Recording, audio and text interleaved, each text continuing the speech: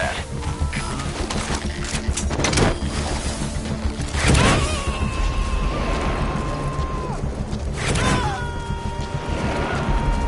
Subject on board. Leave the rest to us.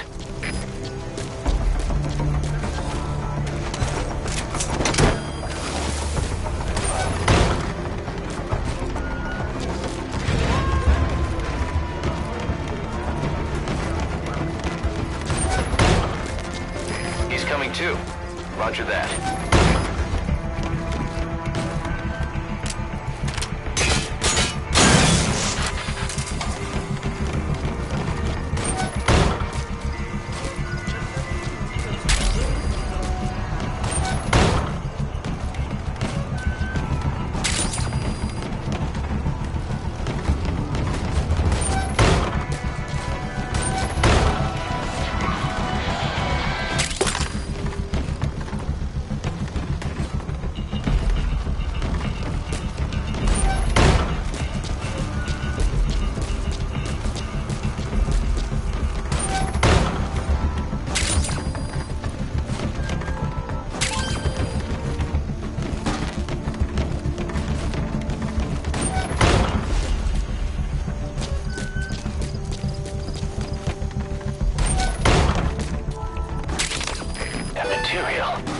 It could be just what we need to develop new weapons and equipment.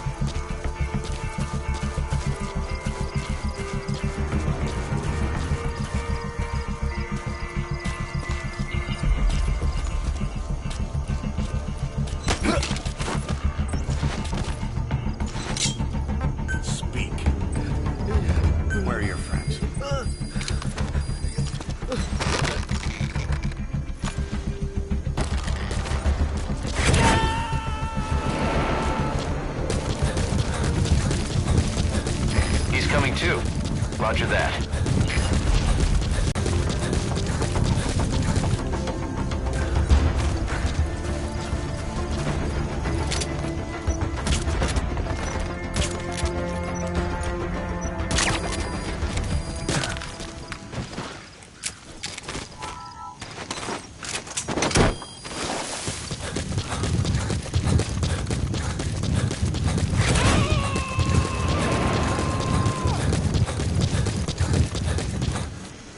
Subject on board. Leave the rest to us.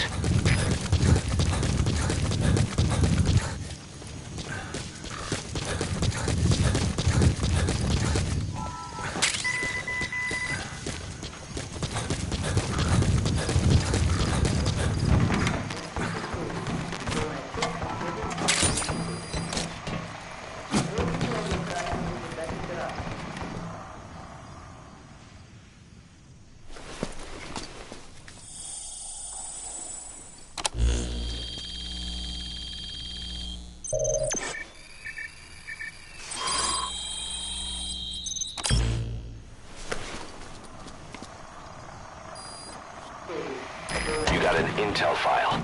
Unfortunately, there's nothing new in it.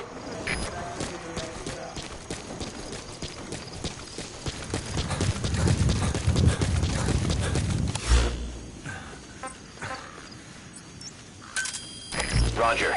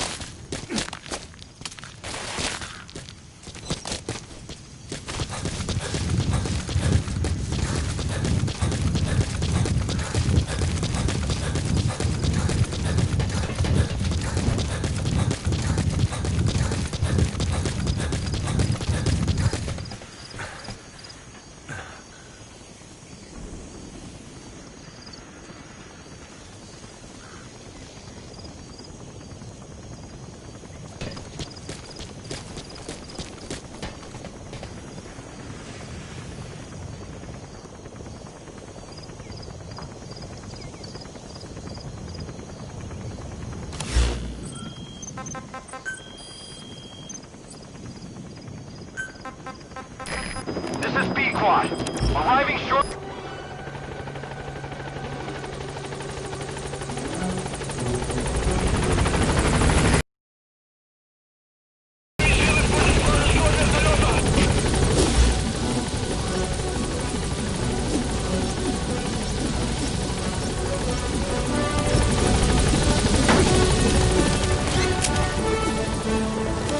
Gaining altitude.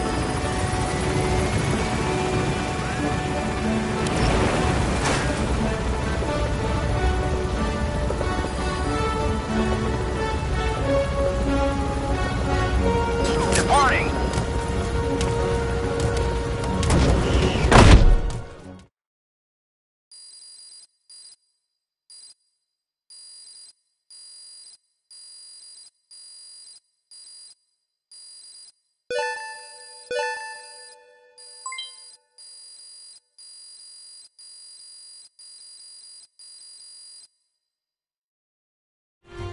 Amazing. Mission complete. That right, boss?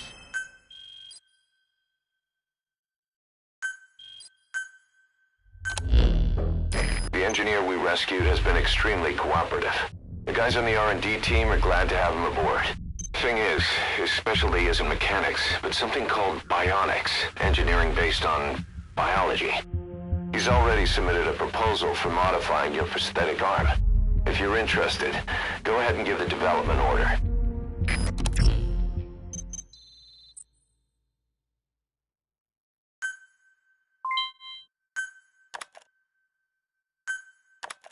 Our army is growing like crazy thanks to you, boss.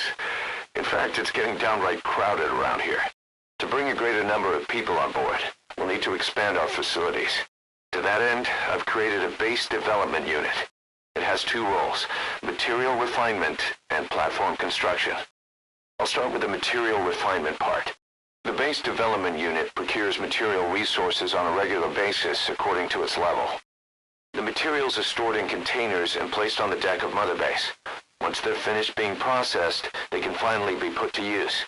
By using these materials to build new platforms, we'll be able to add a greater number of staff to our ranks. We don't need any specific instructions from you to refine the materials, but I want you to be the one to decide how we construct platforms. Once we have sufficient GMP and the required material resources, you can issue construction orders from your iDroid.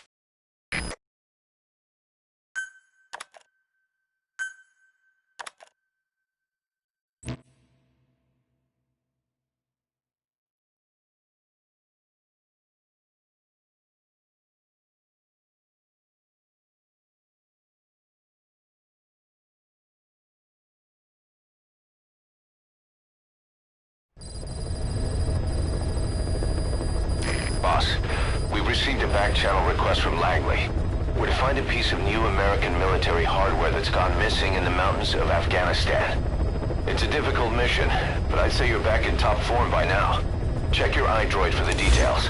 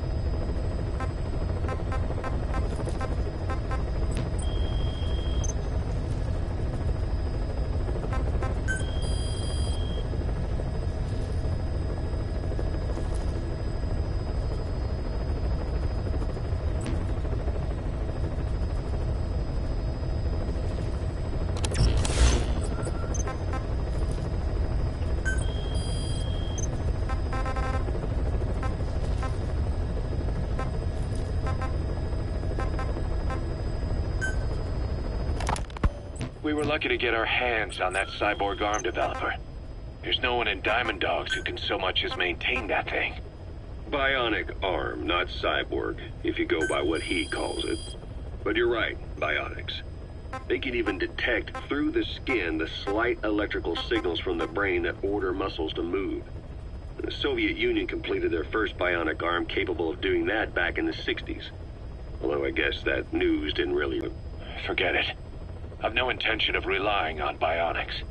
Right now I need to keep the pain fresh in my mind. Well, it's your decision. But don't you find it inconvenient? Not a bit. But the phantom pain, it never lets up. Do you know how many men I saw die that day? There's nothing we can do to bring them back. And you expect me to care about getting a measly arm and leg back? Sorry.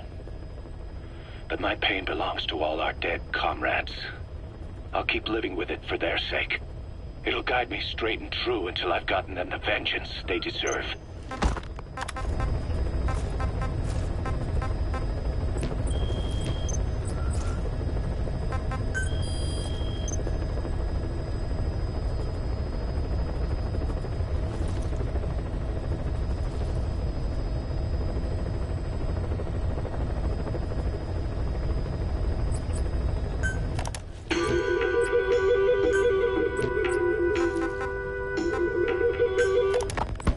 This war, the Kremlin never expected to have this much trouble against the Mujahideen.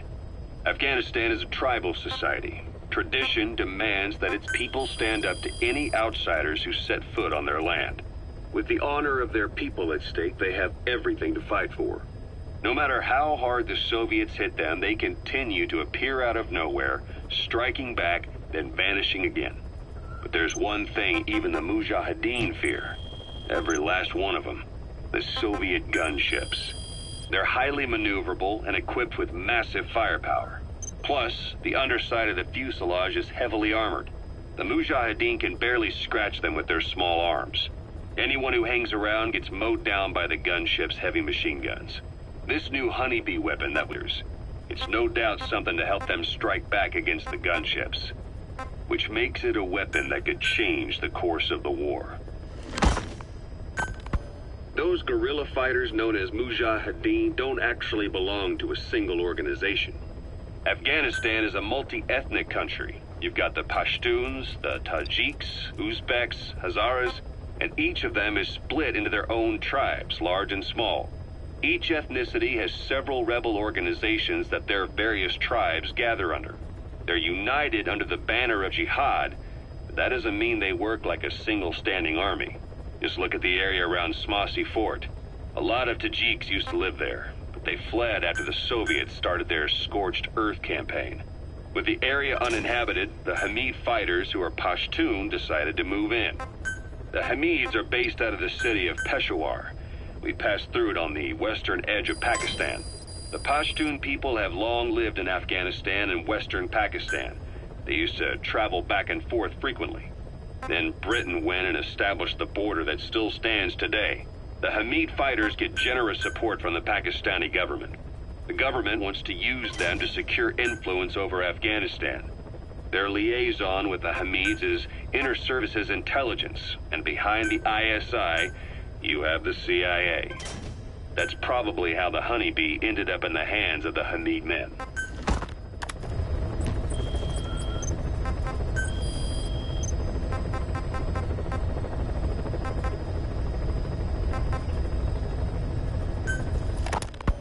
Ocelot said the number of private forces is increasing, and they've modeled themselves after us. They're a far cry from the likes of us. But why? 9 years ago we made enemies of the world as a nuclear-equipped force, independent of ideology or state. Yes. Sooner or later, the real UN would have stepped in. So why are they giving these PFs free rein? That's our fault, too. What do you mean? What happened 9 years ago was a real problem for a lot of people.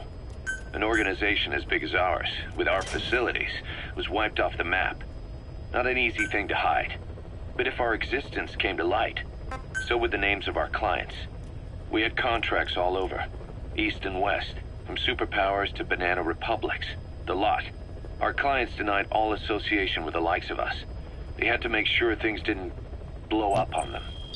But at the same time, they missed us. They really missed us. The demand for armies for hire was as strong as ever. The international community turned...